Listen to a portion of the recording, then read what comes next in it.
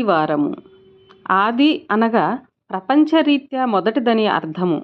ఆధ్యాత్మిక రీత్యా చావు పుట్టుకలు గల క్షరాత్మ అయిన జీవాత్మని అర్థము.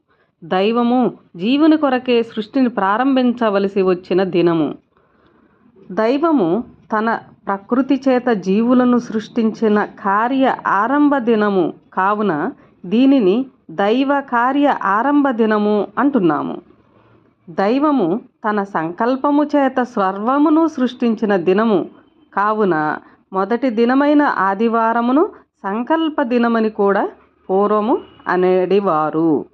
అన్నిటికంటే శ్రేష్టమైన దైవము చేత తయారైన దినము కావున శ్రేష్ఠ దినమనియు, పవిత్రమైన దైవము చేత తయారైన దినము కావున పవిత్ర దినమనియు ఆదివారమునకు పేర్లు కలవు.